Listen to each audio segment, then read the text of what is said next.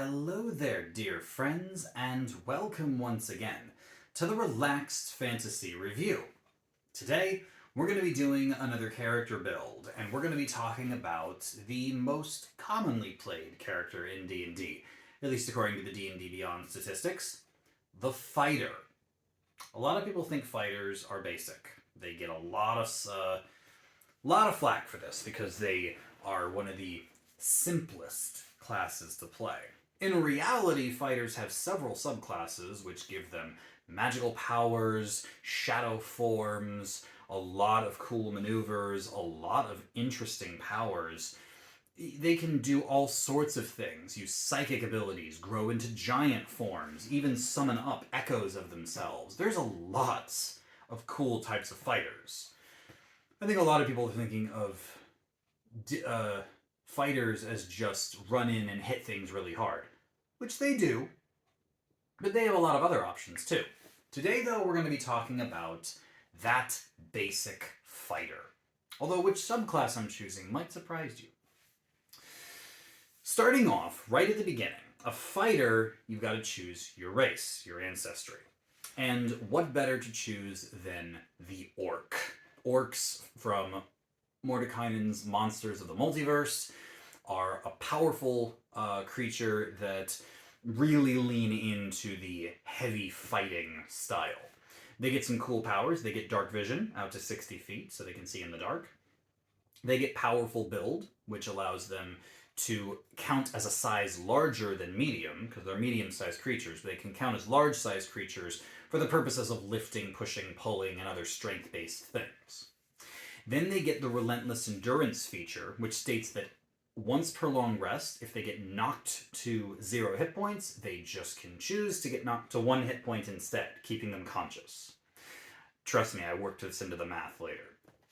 And they get the Adrenaline Rush feature, where they get to proficiency bonus times per day, dash as a bonus action, meaning they can move faster, and they get temporary hit points equal to their proficiency bonus when they do this. So that's 2 at this point in the game. Orcs are pretty tough. As far as background go, I went with the soldier background. It's a classic pick for a fighter. Soldier background grants you a couple extra skill proficiencies and tool proficiencies, and you get the military rank feature, which means that if you meet a group of soldiers that are from the same army or the same cause as you, they can help you out, giving you discounts on gear, lodging, food, and maybe even helping you out when it comes to soldiers on the ground and helping you fight. It depends on your rank, depends on the backstory, but the option is there to kind of dig into it. As a fighter, you get proficiency in all armor and all weapons, so choose your favorite stuff. For me, I've decided to grab chainmail armor, which is heavy armor, and grab the weapons hand axes for dual wielding and for throwing things. A warhammer in case you want to use a shield, but I'm not going to be doing that. Instead, I'm going to be using a greatsword, the giant two-handed sword.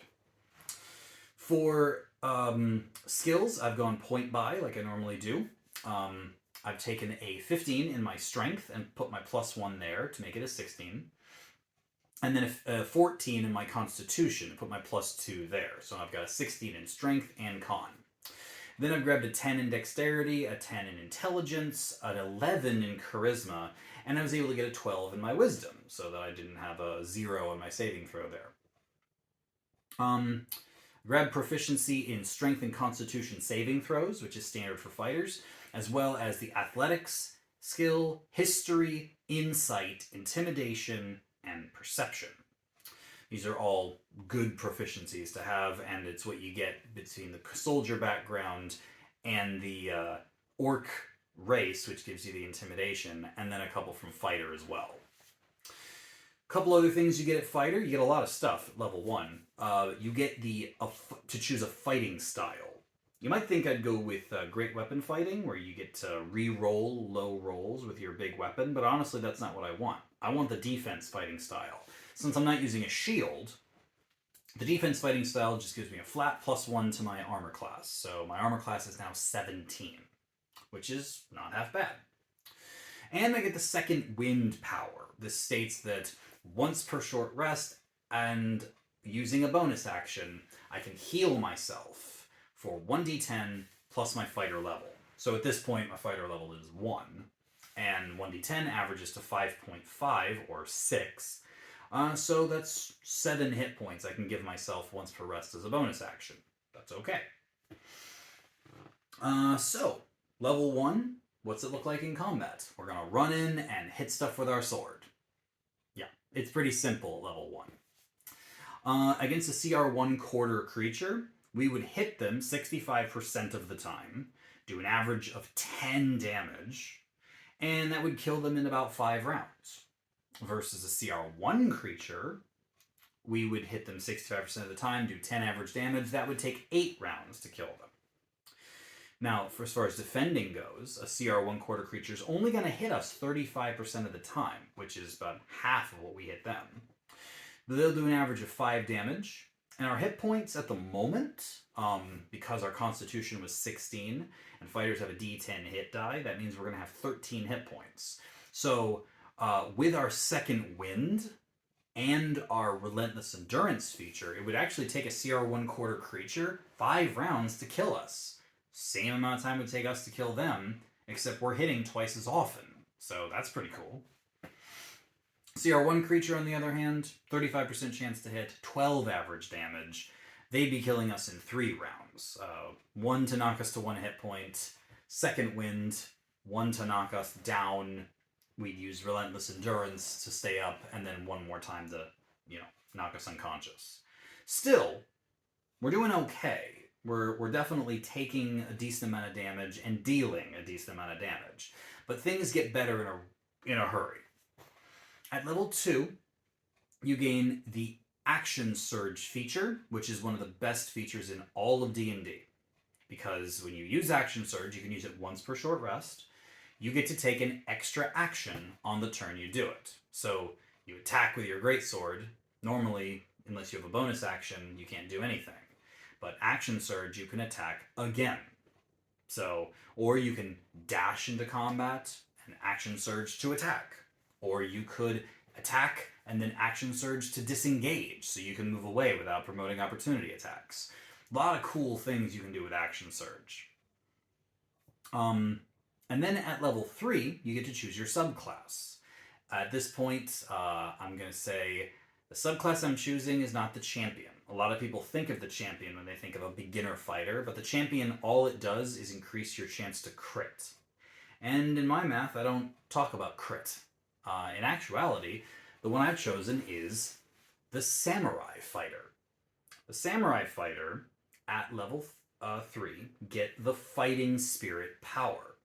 Fighting Spirit says that 3 times per long rest, you can decide to give yourself advantage on all of your attacks that turn.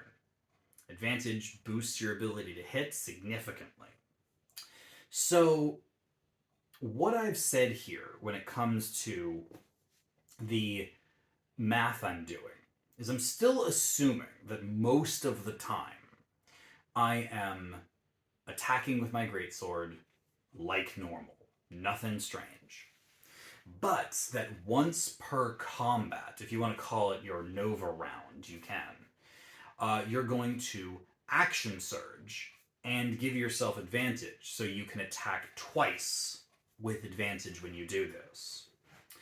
The way that I've worked this out in the math is basically I took my average damage that I was doing on my normal rounds and worked out how many rounds it would take to kill an enemy, and then just subtracted a round, saying I would kill them 1 round earlier because I was assuming that I would have an Action Surge and a Fighting Spirit in that fight, but I'd only use it 1 turn. So, level 3, CR1 enemy. We have a 65% chance to hit with our normal attacks. We do an average of 10 damage. That would normally take 8 rounds to kill, but I've reduced that down to 7 because of Action Surge and Fighting Spirit. CR3 creature, same percent chance to hit, 65, doing an average of 10 damage. We'd be able to kill them in 11 rounds with Action Surge and Fighting Spirit. Now, defending from a CR1 creature, we're only getting hit 35% of the time. They're doing an average of 12 damage, and our hit points have gone up pretty substantially at this point. So it's gonna take them 5 rounds to kill us. That's a big improvement from the 3 they were doing earlier. And this is assuming all the hit points we've got are Second Wind, our Relentless Endurance, and the temporary hit points that Fighting Spirit gives us, which is 5 at this level. Then, against the CR3 creature, they have a 40% chance to hit us, do an average damage of 18. They kill us in 4 rounds. So we're still not quite beating bosses at their own capacity, but we're definitely hanging in there for the most part. But here we come to level 4. And at level 4, you get an ability score increase or feat. And because we're using a two-handed weapon, the best feat you can take, without a doubt, is Great Weapon Master. Great Weapon Master states that you can take a -5 penalty to your attack roll, and if you hit, do a flat 10 damage on top of your weapon damage already. That's pretty awesome. That's one of the most powerful features in the game, and a two-handed weapon-wielding fighter loves this feat. And then it gets even better at level 5, because then you get extra attack. So when you take the attack action, you attack twice at no extra cost to yourself. So now you are -5ing both attacks, doing an average of 10 damage on each, and then doubling that, because you have Great Weapon Master. Your accuracy does take a hit here, which is actually one of the reasons why I like Samurai Fighter.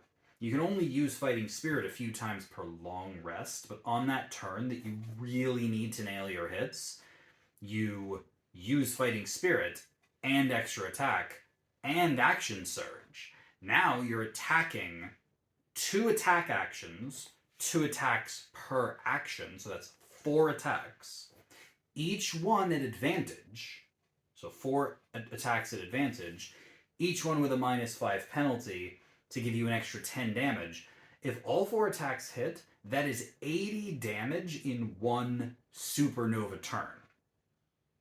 But I'm not assuming Nova turns for the math. I'm assuming that we're just doing normal attacks, Great Weapon Master, and extra attack. And that once per combat, we're going to Action Surge and use Fighting Spirit. This helps me keep the numbers straight. Against a CR2 creature, using Great Weapon Master every turn, but only using Action Surge and Fighting Spirit 1 turn, we would only hit about 45% of the time. We've lost the accuracy, but we're going to do 40 damage per turn if both attacks hit. That means a CR2 creature would go down in just 2 rounds. And then CR5 creature, we have a 35% chance to hit, do an average of 40 damage, we would kill them in 3 rounds. Then, on the defensive side, against the CR2 creature, they have a 35% chance to hit us. They do an average damage of 18, and they would take us down in 5 rounds with all of our resources at our disposal. A CR5 creature, the boss monster, 45% chance to hit, 36 average damage. It would still take them 4 rounds to take us down, meaning we can kill a CR5 creature basically the same speed that they could kill us. And at level 5, that's incredible. Their chance to hit slightly higher, but our damage is slightly higher. And we have Second Wind, Relentless Endurance, and a decent amount of hit points behind us. Fighting Spirit for that Nova round if we really want to take them down quick. All in all, we're doing pretty good. Not bad for someone who just wants to run in and hit stuff. Turns out there's a lot of ways to hit things. Action Surge, Fighting Spirit for advantage, Great Weapon Master, can't miss that one. And you're hitting really hard, harder than the enemies are. And a fighter with this build is going to absolutely slay on the battlefield. Enemies will fall every turn, and if you're facing down the boss, especially if you've got a party backing you up with battlefield control, maybe another tank by your side or a healer at your back, you're not gonna struggle to survive with this fighter. They are strong, they are endurant, they hit like a truck, and yeah, you're gonna have a lot of fun when you have one super round where you do that much damage, and the DM just looks at you like, I thought you were level 5. You are. Because fighters are that good. And they get better as they level up. But even here at level 5, a fighter is truly one of the most powerful types of character that you can play. This has been the Relaxed Fantasy Review. If you enjoyed the video, please like and subscribe down below. Consider joining the channel for $1 a month. You can get a little badge next to your name in the comments, and that'll help me recognize you, give you my undying gratitude, as well as prioritize answering your comments. But yeah, hope you enjoyed the video. Join us again soon for more character builds, and have a good one, my friends.